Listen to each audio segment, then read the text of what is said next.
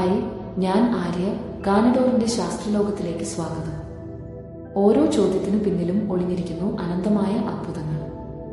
എന്റെ അറിവിന്റെയും അത്ഭുതത്തിന്റെയും യാത്രയിലേക്ക് നിങ്ങളെ സ്വാഗതം ചെയ്യുന്നു. അതുവരെ ജ്യോതി ഒരെണ്ണം പോലും ഉണ്ടായിരുന്നില്ല. ഒരു നിശബ്ദതയിൽ നിന്ന് ആദ്യത്തെ നക്ഷത്രം തെളിഞ്ഞത് എങ്ങനെ? ബ്രഹ്മാണ്ഡം ജനിച്ചിട്ട് കോടിക്കണക്കിന് വർഷങ്ങൾ കഴിഞ്ഞു. അപ്പോൾ ഒന്നുമില്ലായിരുന്നു. വെളിച്ചമില്ല, ശബ്ദം ഇല്ല, ശൂന്യതയുടെ അതിരുകൾ മാത്രം. അത് അനന്തമായ ഇരുട്ടായിരുന്നു. പക്ഷേ ആ ഇരുട്ടിനുള്ളിൽ ഉറങ്ങിക്കിടന്നിരുന്നു അനന്തമായ സാധ്യതകൾ. ബ്രഹ്മാണ്ഡത്തിന്റെ ആദ്യ നിമിഷങ്ങൾ കടന്നുപോയി. വലിയ പൊട്ടിത്തെറിയായ ബിഗ് ബാങ് കഴിഞ്ഞ് അനന്തമായ ശൂന്യതയിൽ ആദ്യത്തെ ശ്വാസം പിറന്നു.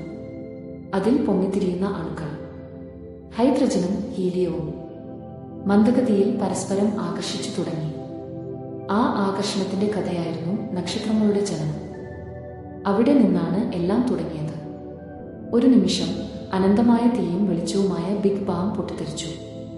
ആ തീയുടെ നനവിൽ നിന്നാണ് ആദ്യ അണുക്കൾ പിറന്നത്, ഹൈഡ്രജനും ഹീലിയവും. ആ ചെറിയ കണങ്ങൾ പരസ്പരം പിടിച്ചു ചേർന്നു തുടങ്ങി ഗുരുത്വാകർഷണത്തിന്റെ അമാനുഷിക സംഗീതത്തിൽ. ഒരു നിമിഷം ചിന്തിക്കൂ. നമ്മൾ ഇന്നും കാണുന്ന ആകാശത്തിലെ ഓരോ നക്ഷത്രവും ഒരു പ്രാചീന വാതകമേഘത്തിന്റെ ഹൃദയത്തിൽ തെളിഞ്ഞ അഗ്നിയാകുന്നു. ആ വാതകമേഘത്തെ നാം നെബുല എന്ന് വിളിക്കുന്നു. മന്ദഗതിയിൽ വാതകമേഘങ്ങൾ രൂപപ്പെട്ടു. ആ വാതകമേഘങ്ങൾ ബ്രഹ്മാണ്ഡത്തിലെ ആഴങ്ങളിൽ സഞ്ചരിക്കുമ്പോൾ അവയുടെ ഉള്ളിൽ തീ ജ്വലിക്കാൻ തുടങ്ങി. അവയാണ് നക്ഷത്രങ്ങളുടെ ജന്മഗ്രഹം, നെബുലകൾ. സഹസ്രകോടി വർഷങ്ങൾക്കുള്ളിൽ ആ നെബുലകളിൽ ഗുരുത്വാകർഷണം തന്റെ നിശബ്ദ നൃത്തം ആരംഭിച്ചു. മന്ദഗതിയിൽ വാതകവും പൊടിയും കൂട്ടിച്ചേർന്നപ്പോൾ ഒരു നാൾ ആകാശം തന്റെ ഉള്ളിലെ തീ തെളിയിച്ചു. അത് തന്നെയാണ് പ്രോട്ടോ നക്ഷത്രം. ഓരോ നെബുലയും ഒരു ഗർഭപാത്രം പോലെ. അവയുടെ ഉള്ളിൽ ശാന്തമായി കത്തുന്ന തീകൾ പുതിയ വെളിച്ചങ്ങൾക്ക് വഴിയൊരുക്കുന്നു. ആ പ്രോട്ടോ നക്ഷത്രം തന്റെ അകത്ത് പൊളിയുന്ന ഹൈഡ്രജൻ അണുക്കളെ കൂട്ടിച്ചേർക്കാൻ തുടങ്ങി. ഫ്യൂഷൻ എന്ന മഹാനാടകത്തിന്റെ തുടക്കം. ഹൈഡ്രജൻ ചേർന്ന് ഹീലിയമാകുമ്പോൾ വെളിച്ചവും ചൂടും ഉൽപാദനമായി പുറത്തു പൊട്ടിത്തെറിക്കുന്നു. ആ തീയുടെ തിളക്കമാണ് നക്ഷത്രത്തിന്റെ ജനനം എന്ന് നാം പറയുന്നത്. ഒരു നാൾ ആ തീ ഉണർന്നപ്പോൾ, ഹൈഡ്രജൻ ചേർന്ന് ഹീലിയമാകുമ്പോൾ ആകാശം തന്റെ ആദ്യ ദീപം തെളിച്ചു. ഒരു നക്ഷത്രം പിറന്നു. അതൊരു വെളിച്ചം മാത്രമല്ല, അത് ജീവിതത്തിന്റെ പ്രഥമ മുദ്രാവാക്യമായിരുന്നു. ആ തീയുടെ തിളക്കത്തിൽ പിറന്നതാണ് എല്ലാം. ഗ്രഹങ്ങളും ചന്ദ്രന്മാരും, ഒടുവിൽ നാം തന്നെയും. ഒരു നക്ഷത്രം ജീവിക്കുന്നത് തന്റെ ഉള്ളിലെ യുദ്ധത്തിലൂടെയാണ്. ഗുരുത്വാകർഷണം അതിനെ അടിച്ചുമാറ്റുമ്പോൾ ഫ്യൂഷന്റെ തീ അതിനെ പൊമ്മിച്ചലിക്കുന്നു. ഇരുവരുടെയും സമത്വത്തിലാണ് നക്ഷത്രത്തിന്റെ ആയുസ്. പുറത്തുനിന്നും കാണുമ്പോൾ അതൊരു പ്രകാശം മാത്രം. പക്ഷേ അതിന്റെ അകത്ത് നടക്കുന്നത് ശാസ്ത്രത്തിന്റെ ഏറ്റവും അത്ഭുതകരമായ സംഗീതം. ഗുരുത്വാകർഷണവും അണുസംയോജനവും തമ്മിലുള്ള സമത്വം നിലനിൽക്കുന്നവരെ ഒരു നക്ഷത്രം തന്റെ ജീവൻ നിലനിർത്തും. ഇത് നക്ഷത്രങ്ങളുടെ മെയിൻ സീക്വൻസ് ജീവിതഘട്ടം എന്നാണ് ശാസ്ത്രം പറയുന്നത്. പക്ഷേ എല്ലാ തീക്കും ഒരു അവസാനമുണ്ട്. ഒരു ദിവസം ആ അഗ്നി ക്ഷീണിക്കുന്നു. ചിലത് ശാന്തമായി കുളിർക്കുന്നു, ചിലത് പൊട്ടിത്തെറിച്ച് സൂപ്പർനോവ ആയി ബ്രഹ്മാണ്ഡത്തിൽ വെളിച്ചം വിതറുന്നു.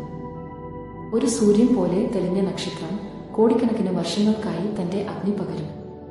അത് മരിക്കുമ്പോൾ ചിലത് നിശബ്ദമായി കുളിർക്കുമ്പോൾ, ചിലത് പൊട്ടിത്തെറിച്ച് സൂപ്പർനോവ ആകുമ്പോൾ പുതിയ അണുക്കൾ, പുതിയ വാതകങ്ങൾ, പുതിയ ജീവിതങ്ങൾ പിറക്കാൻ വഴിയൊരുങ്ങും. അതുകൊണ്ടാണ് നാം പറയുന്നത്, ഒരു നക്ഷത്രത്തിന്റെ മരണം മറ്റൊന്നിന്റെ ജനനമാണ്. ബ്രഹ്മാണ്ഡം അതിന്റെ തന്നെ ചാരത്തിൽ നിന്ന് പുനർജനിക്കുന്നു. ഇതെല്ലാം ചേർന്നാണ് ആകാശത്തിന്റെ ചക്രം. തീയിൽ നിന്ന് പിറക്കുന്ന പ്രകാശം, പ്രകാശത്തിൽ നിന്ന് പിറക്കുന്ന ജീവൻ. അതുകൊണ്ടാണ് നാം പറയുന്നത്, നമ്മൾ തന്നെ നക്ഷത്രങ്ങളുടെ പൊടിയാണ്.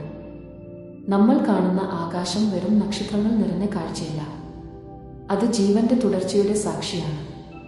നമ്മുടെ ശരീരത്തിലെ ഇരുമ്പും സ്വർണവും ഒരിക്കൽ ഒരു നക്ഷത്രത്തിന്റെ ഹൃദയത്തിൽ കത്തിയിരുന്നത് തന്നെയാണ്. നക്ഷത്രങ്ങൾ ജനിച്ചതോടെ ബ്രഹ്മാണ്ഡം കൂടുതൽ സുന്ദരമായി. പക്ഷേ ആ വെളിച്ചത്തിന്റെ ഉറവിടം അതിന്റെ ആന്തരിക ഘടന. ആ തീ തെളിക്കാൻ പിറന്ന അണുക്കളുടെ അത്ഭുത ലോകം ഇനിയും മറവിയിലാണ്. അങ്ങോട്ട് തന്നെയാണ് നമ്മുടെ അടുത്ത യാത്ര. അടുത്ത എപ്പിസോഡിൽ കാണാം. അണുക്കളുടെ ലോകം. ഓരോ നക്ഷത്രത്തിന്റെ ഹൃദയത്തിലും ഓരോ മനുഷ്യന്റെ അണുവിലും മറഞ്ഞിരിക്കുന്ന അത്ഭുതങ്ങൾ തേടി വെളിച്ചത്തിനും ജീവിതത്തിനുമുള്ള മറുപുറം കഥ. അതുവരെ ഈ തീയുടെ യാത്രയിൽ ഞങ്ങളോടൊപ്പം തുടരും. ഇതുപോലുള്ള അത്ഭുതങ്ങളാൽ നിറഞ്ഞ ശാസ്ത്രത്തിന്റെ രഹസ്യങ്ങൾ തുറന്നറിയാൻ ഞങ്ങളോടൊപ്പം ഈ യാത്ര തുടരൂ. നമ്മുടെ ചാനലിന് സബ്സ്ക്രൈബ് ചെയ്യൂ.